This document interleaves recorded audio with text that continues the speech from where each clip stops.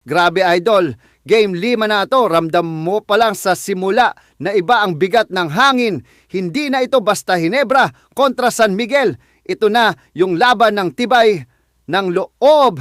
Kita mo agad sa unang possession na parehong maingat, parehong parang ayaw magkamali. Walang nagmamadali, lahat iniisip ang bawat pasa, bawat galaw kasi alam nila isang mali lang, pwedeng magbago ang buong laro. Sa panig ng Hinebra, ramdam na ramdam mo na si Scottie Thompson na ang puso ng team. Hindi man siya agad umiskor pero bawat rebound niya parang may kasamang sigaw ng lalaban tayo. Kada loose ball, andun siya. Kada fast break, andun ang energy. Ito na yung Hinebra na wala ng LA Tenorio. Pero may bagong leader na hindi kailangang magsalita ng marami. Laro ang nagsasalita para sa kanya. Si RJ Abarrientos, kita mo yung tapang. Hindi na siya yung rookie na nanginginig. Kahit may bantay, kahit may pressure, pumipitik pa rin. May mga tira na papasok, may mga tira na sablay, pero ang mahalaga hindi siya umatras. At sa ganitong Game 5, minsan mas mahalaga ang lakas ng loob kaysa perpektong shooting. Sa loob si Japet Aguilar, ramdam mo agad kung anong klaseng laro ang ibibigay niya. Kapag agresibo siya, kapag hinahamon niya si Junmar, nag-iiba ang tono ng Hinebra. Pero kapag maaga siyang na foul trouble o nag-alangan, parang humihina ang loob ng team. Kaya bawat galaw ni Japet, bawat dunk o mintis may bigat. Tapos paglipat mo sa San Miguel, ibang aura talaga, tahimik pero mabigat.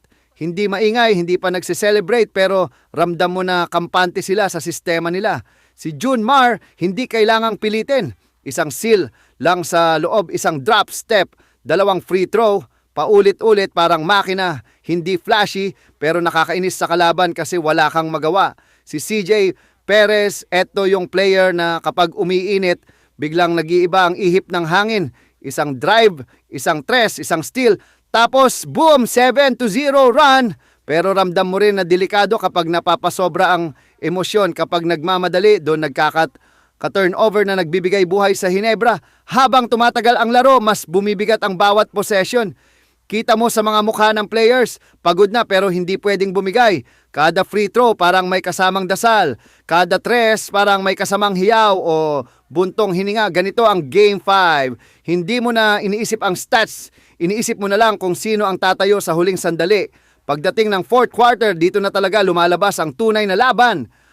Ginebra, hustle.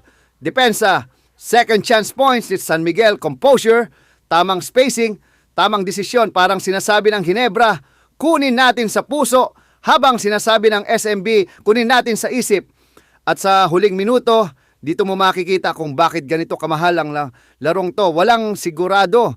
Isang rebound lang, isang open three lang, isang maling pasa lang, tapos na. Kahit sino pwedeng manalo, kahit sino pwedeng matalo, pero walang lalabas na duwag.